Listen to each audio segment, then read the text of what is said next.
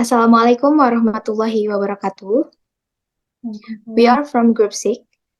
We are proudly present the materials for our study under the title Race and Racism. Before starting the presentation, I will introduce the people behind this research in this group.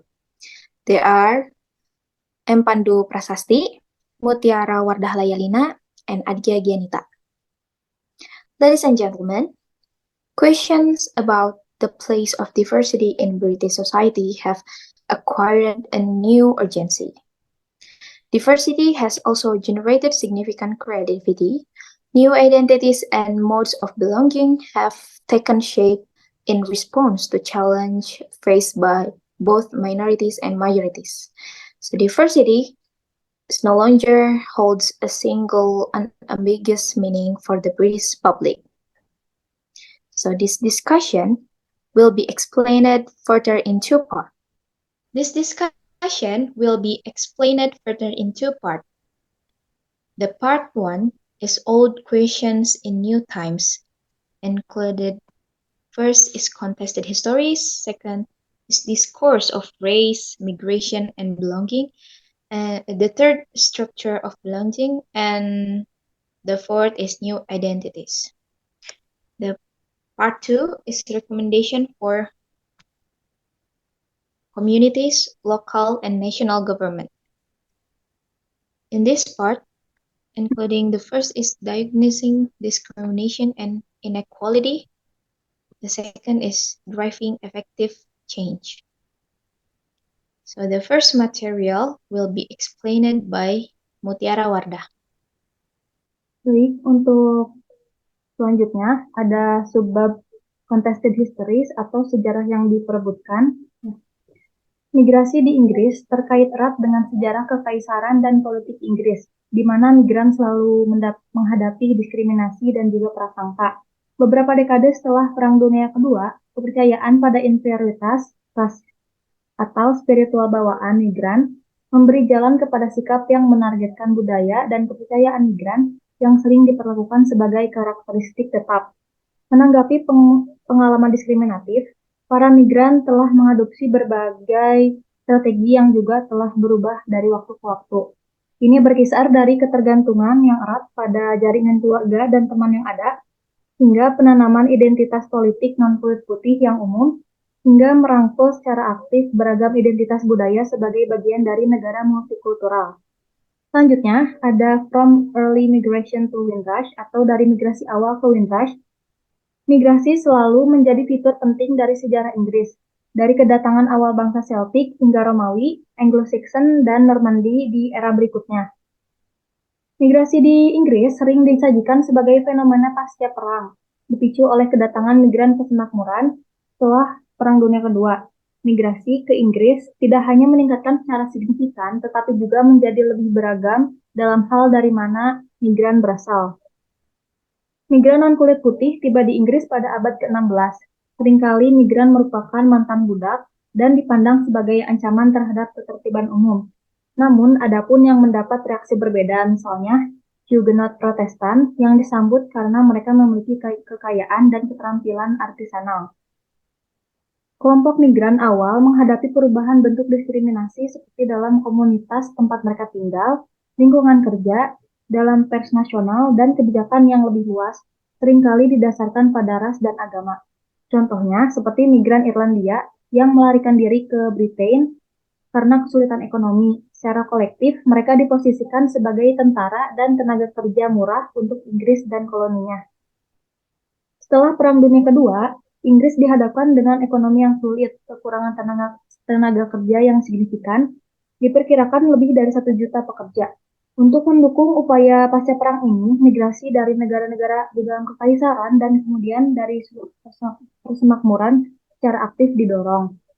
Sehingga kedatangan sekitar 800 migran ke Arabia di kapal Empire Windrush pada Juni 1948 telah dilihat sebagai awal simbolis dari masuknya kedatangan dari kekaisaran dan persemakmuran pada periode pasca perang.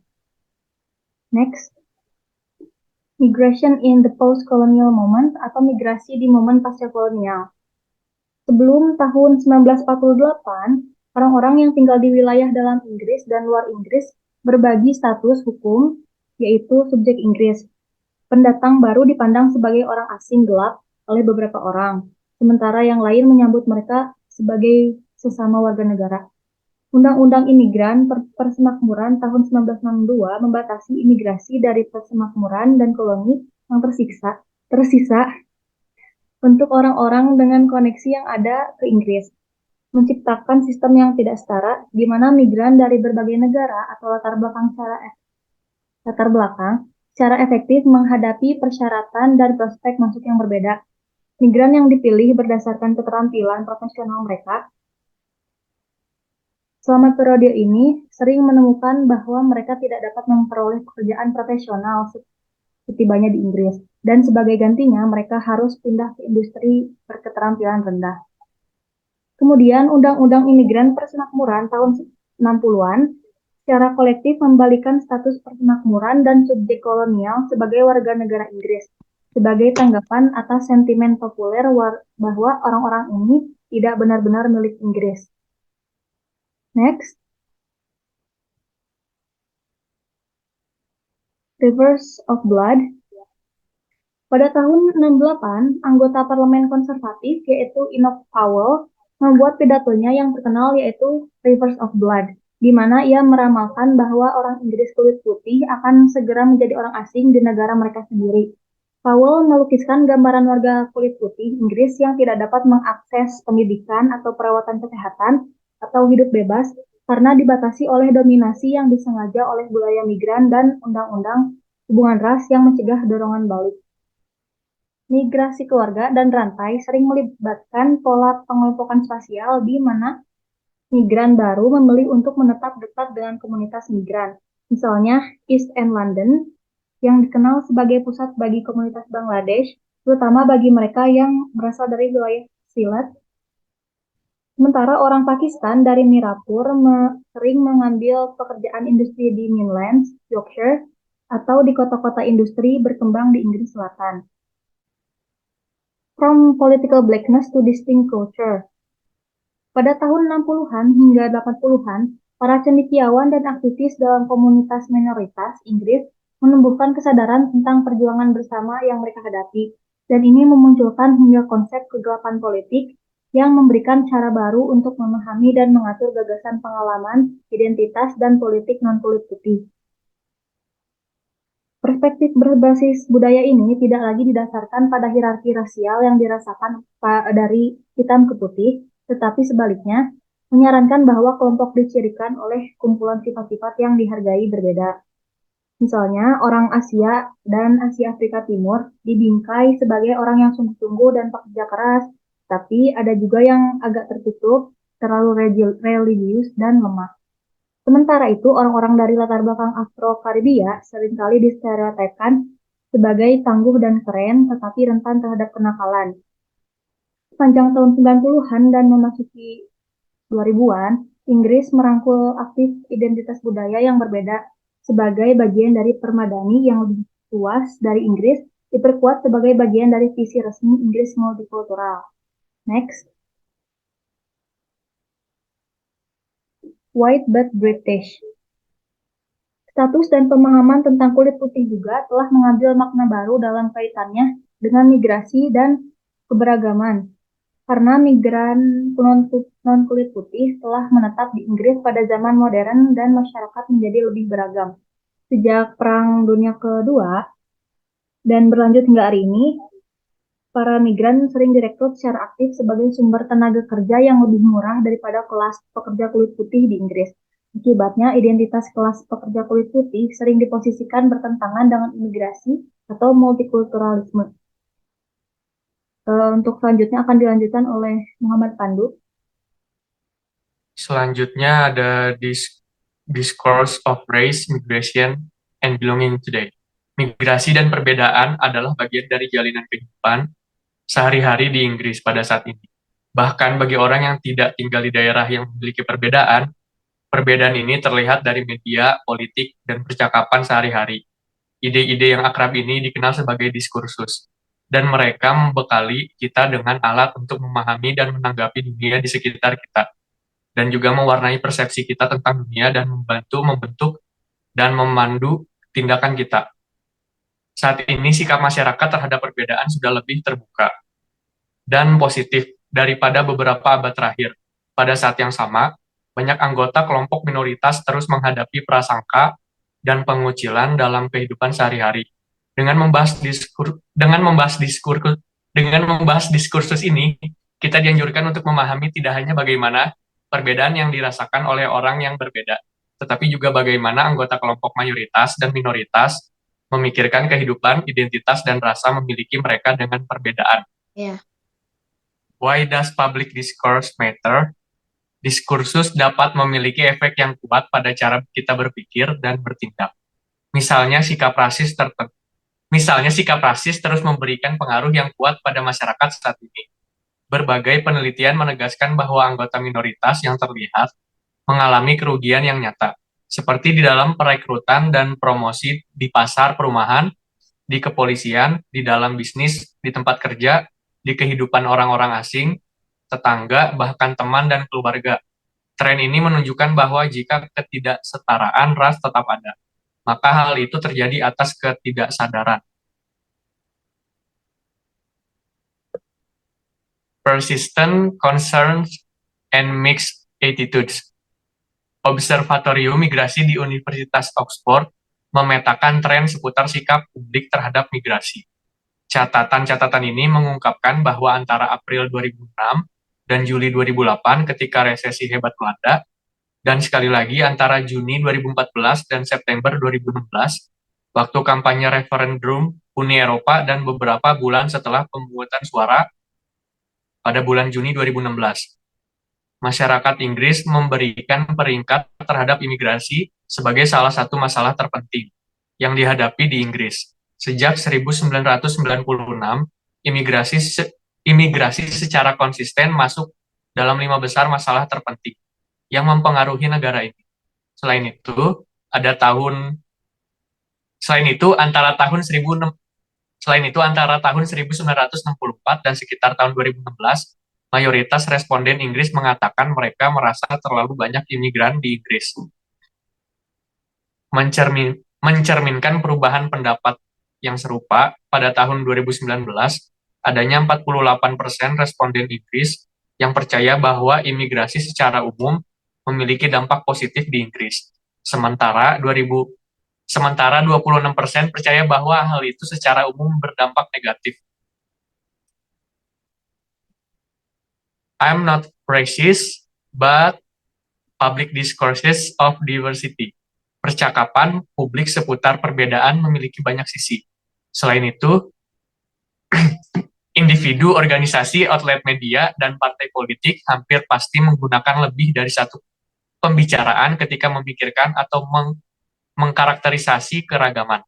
Akibatnya, pembicaraan yang ada tidak pernah jelas. Mereka sering bercampur dengan pembicaraan yang lain.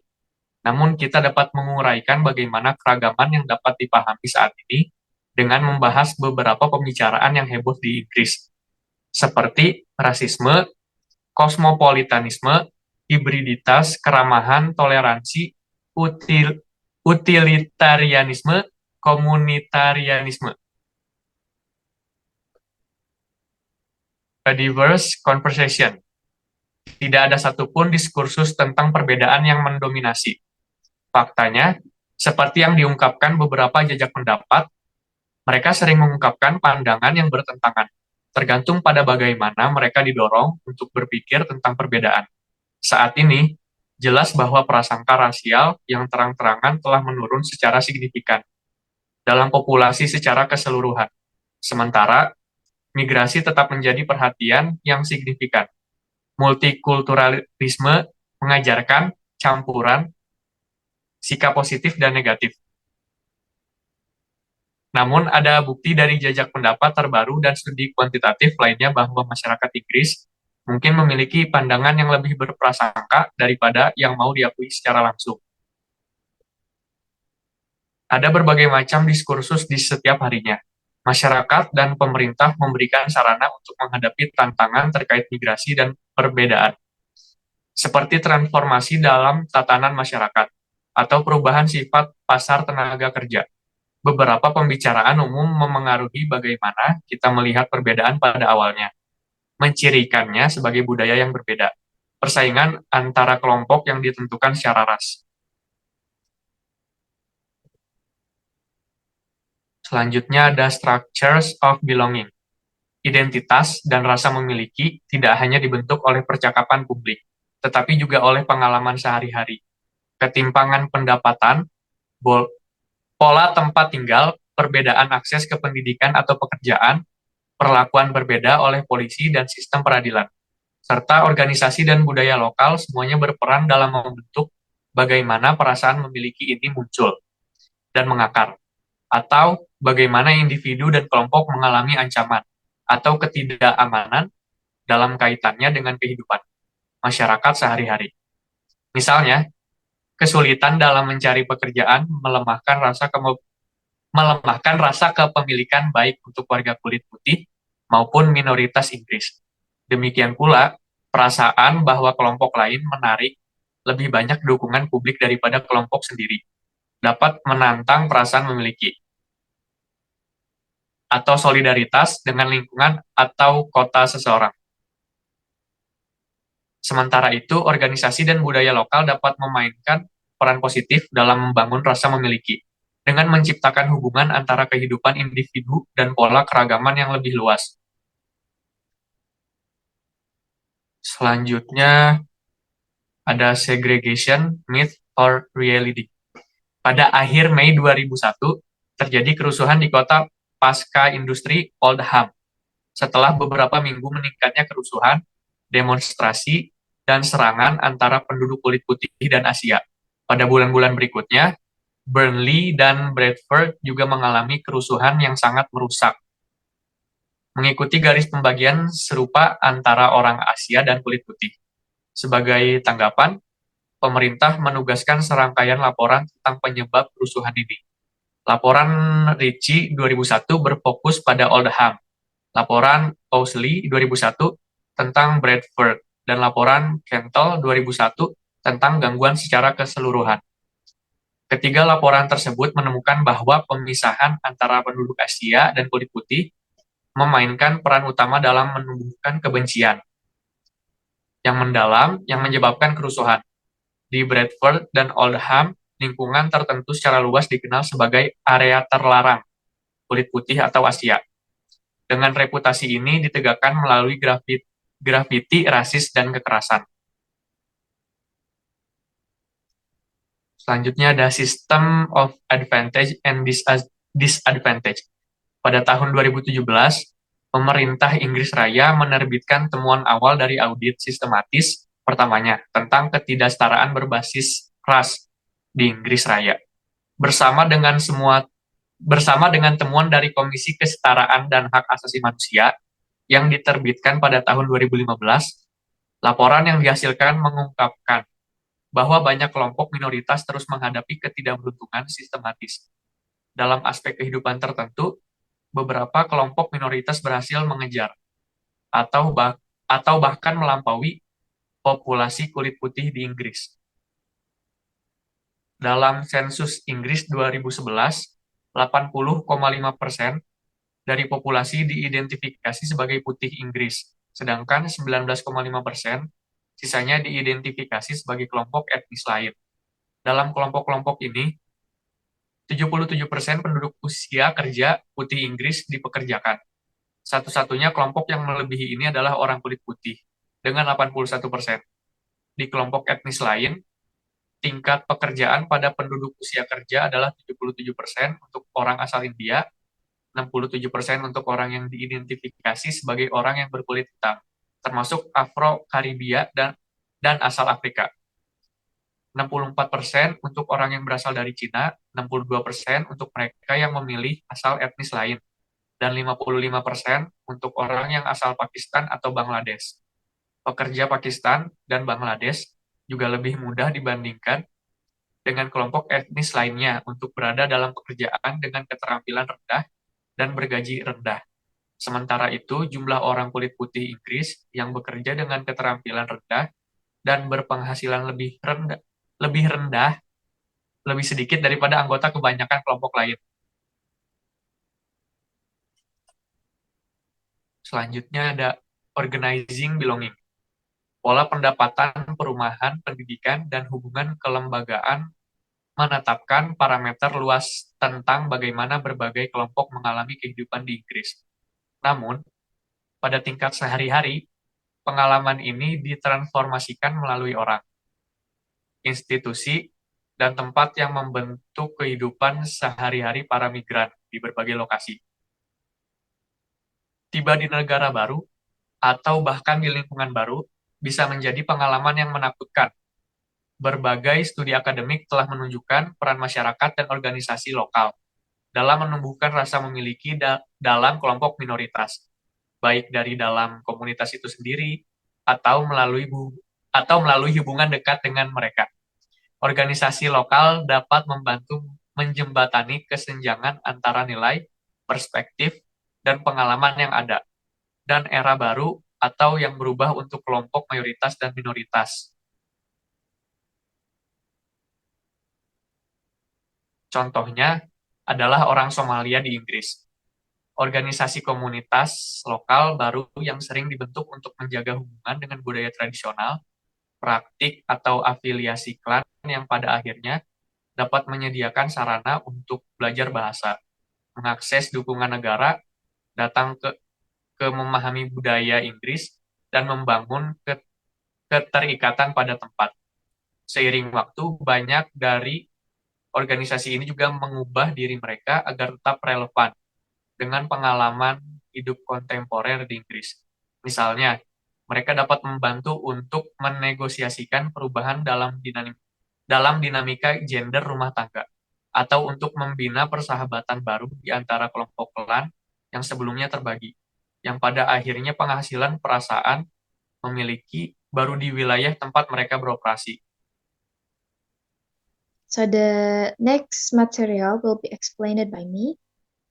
So this is the new identities atau identitas baru. Saat migran berpindah dan menetap, identitas mereka sering berubah. Bahkan mereka yang menjaga rasa hubungan yang kuat dengan tempat asal mereka mungkin menemukan bahwa hubungan mereka dengan tempat-tempat ini berubah secara dramatis. Sedangkan para pendatang generasi kedua, ketiga, dan keempat cenderung mengalami transformasi identitas yang lebih lanjut. Seiring waktu, generasi penerus biasanya mengembangkan identitas di sekitar tempat tinggal mereka, alih-alih sekadar menyesuaikan diri dengan identitas dominan. Proses adaptasi ini cenderung melibatkan penataan ulang identitas secara aktif, sejalan dengan pengalaman lokal, nasional, dan transnasional. Yang mana hal ini menciptakan hibrida baru dan imajinasi ulang yang pada gilirannya juga dapat membantu mengubah identitas mayoritas. Jadi dalam banyak kasus, identitas lokal di Britania Raya ini telah bergerak melampaui batas-batas kelompok nasional, etnis, atau ras yang berbeda. Dan hal ini memungkinkan munculnya bentuk-bentuk baru tentang pemahaman dalam hubungan sosial. Next.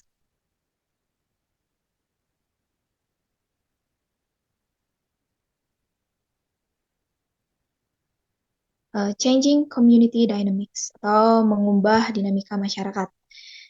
Di sini banyak imigran baru mempertahankan keterikatan emosional yang kuat dengan tempat asal mereka. Dan ini tuh umum bagi imigran generasi pertama untuk percaya bahwa mereka akan kembali ke negara asal mereka di kemudian hari. Sementara itu, ketertarikan emosional ini diubah oleh kenyataan bahwa mereka itu tinggal di luar negeri. Dan ini tuh umum bagi imigran generasi pertama di sana. Dan bagi beberapa kelompok, tanah air mereka itu mengambil status imajiner, hampir mistis, terpisah dari realitas kehidupan sehari-hari di sana, serta dari transformasi sejarah dan budaya yang sedang berlangsung. Hal ini dapat mengarah pada komitmen yang intensif terhadap praktik agama, budaya, atau keluarga, atau terhadap identitas etnis yang sebelumnya mungkin dianggap kurang penting. Di sisi lain, beberapa orang merasa keterikatan mereka dengan tanah air semakin berkurang seiring berjalannya waktu. Nah, tantangan-tantangan ini menimbulkan tanggapan yang berbeda. Beberapa orang menerima variasi baru dari identitas etnis, agama atau ras mereka, beberapa percobaan dengan cara baru menjadi orang Inggris, dan yang lainnya mencoba mencari cara untuk menyulap banyak barang.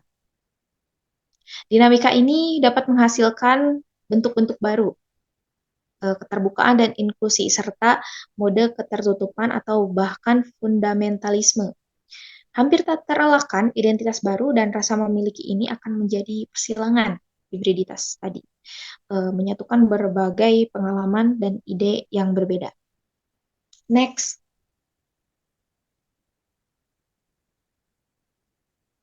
local multicultural atau multi budaya lokal. Saat ini komunitas minoritas di Inggris ditandai dengan tingkat kreativitas dan keragaman yang tinggi. Kualitas-kualitas ini menandai gerakan-gerakan yang seolah-olah tradisional, sama seperti mereka menandai upaya untuk mengeksplorasi identitas baru melalui seni atau penolakan label identitas sama sekali. Dalam banyak kasus, identitas baru tidak lagi sesuai dengan label ras, etnis, atau budaya. Pola lainnya adalah pergeseran ke arah peningkatan individualisme. Jadi selama anggota kelompok minoritas terus mengidentifikasi mereka sebagai kelompok, agama, atau ras tertentu, mereka itu sering melakukan dengan cara yang semakin pribadi dan berbeda dari identifikasi orang lain, sehingga hal ini menyebabkan peningkatan atau pergeseran ke arah individualisme tadi. Misalnya, kaum muda muslim di Inggris saat ini menyuarakan serangkaian identifikasi Islam yang berbeda. Beberapa memposisikan diri sebagai muslim sekuler atau kultural, menolak dimensi keagamaan. Beberapa menghubungkan Islam dengan tradisi politik Inggris yang berbeda, seperti sosialisme atau konservatisme. Beberapa menjelajahi berbagai tradisi Islam yang berbeda sepanjang hidup mereka. Yang lain berhubungan dengan Islam terutama melalui seni dan musik, melalui pilihan mereka sebagai konsumen, atau melalui warisan turun-temurun, dan yang lainnya. Dan yang lainnya itu menyamakan Islam dengan tradisi nasional atau sejarah tertentu. Next. Fragmentation atau fragmentasi. Ketika identitas minoritas telah bergeser dari bingkai kegelapan politik yang melingkupi, melalui berbagai identitas yang terikat secara budaya menjadi multikultur, identitas baru yang terus berkembang, bergeser dan tumpang tindih, ruang lingkup mobilisasi politik juga telah berubah. Sejak krisis pengungsi tahun 2015, gerakan organisasi yang berkembang dan bekerja untuk mensponsori, melindungi, dan mendukung pengungsi, dan untuk memperjuangkan hak-hak migran, juga telah bekerja untuk memposisikan dirinya sebagai cara menyeluruh untuk memikirkan kembali politik rasial Inggris. Dalam banyak kasus, identitas keagamaan, dan khususnya identitas Islam, telah berfungsi sebagai identitas kolektif yang kuat, menyatukan anggota kelompok etnis yang berbeda, meskipun organisasi dan kelompok agama itu sendiri plural dan diperebutkan. Jadi masih belum jelas apakah bagaimana individu dan komunitas akan menggunakan hal ini lebih luas. Next.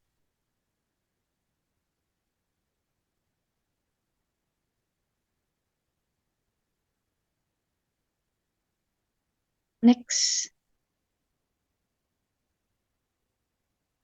Oke. Kembali ke sebelumnya. Maaf. Oke. National claims atau klaim nasional. Sejak 2011 dan seterusnya, serangkaian inisiatif dan tinjauan pemerintah Inggris telah mendorong peningkatan keragaman di seluruh komunitas bisnis. Dan saat ini ada beberapa laporan tentang perubahan norma dengan keragaman yang semakin dihargai oleh investor dan eksekutif. Keanekaragaman dalam House of Commons juga telah meningkat, sementara parlemen telah meningkatkan kemampuannya untuk mengidentifikasi dan menanggapi masalah demografis minoritas. Sementara itu, koalisi politik baru mulai terbentuk antara lintas kelompok minoritas, sementara di kegelapan politik tidak lagi memberikan identitas politik yang menarik bagi banyak orang. Dan masalah ras ini tetap menjadi agenda utama bagi semua jenis kelompok nasional di Britania Raya. Oke. So next is enduring gaps atau kesenjangan yang bertahan. Saat ini kelompok minoritas Inggris menyuarakan rasa memiliki yang kuat, baik terhadap wilayah lokal mereka maupun terhadap Inggris. Namun kehidupan sehari-hari kelompok ini juga sering diwarnai dengan pengalaman pengucilan. Rasisme eksplisit telah menurun di Inggris. Namun di antara individu, di komunitas dan di lingkungan dan di berbagai institusi, tantangan tersebut masih tetap ada terkait dengan bentuk rasisme struktural, institusional, dan tidak sadar yang bertahan lama. Bagian dari tantangan bagi mereka yang berusaha melawan pendorong ketidaksetaraan ini adalah pertanyaan tentang bagaimana menyebutkan dan mendiskusikannya dengan cara yang sesuai dengan pengalaman minoritas dan mayoritas, dan bagaimana membangun koalisi yang cukup luas untuk perubahan. Jadi, masih terdapat kesenjangan yang maknanya itu tidak merata gitu dalam berbagai hasil sosial bagi banyak kelompok minoritas di Inggris, termasuk dalam hal pendapatan, akses ke pendidikan, kesehatan, perumahan, dan keadilan. Okay, next. The next is part 2, recommendation for communities and communities local and national. Jadi bagian 2 ini rekomendasi masyarakat, pemerintah lokal, dan nasional. This is diagnosing discrimination and inequality. Mendiagnosis diskriminasi dan ketimpangan. Di sini rekomendasinya yaitu pertama, perhatikan berbagai penyebab diskriminasi. Kedua itu lihat kasus pribadi dan tren keseluruhan. Tiga, audit nasional dan platform publik itu penting. Keempat, bedakan dengan hati-hati antara kekhawatiran yang sah dan yang terlalu berprasangka seputar keragaman. Nomor 5, membangun hubungan dan merangkul pluralisme. Yang terakhir itu ada ketimpangan dan diskriminasi juga menjadi masalah bagi mayoritas untuk bertindak. Driving effective change atau mendorong perubahan yang efektif. Di sini rekomendasinya nomor 1 itu adalah berbicaralah dengan nilai-nilai yang ada dan fokus pada potensi. Kedua, perhatikan hubungan antara diskriminasi dan ketidaksetaraan. Ketiga, dukung komunitas, jangan hanya memanggil mereka. Dan keempat, pastikan pendekatan Anda kuat dan kredibel. Dan terakhir, representasi itu penting. Okay. So, I think that's all from our group. Thank you for your attention. Assalamualaikum warahmatullahi wabarakatuh. Waalaikumsalam warahmatullahi wabarakatuh.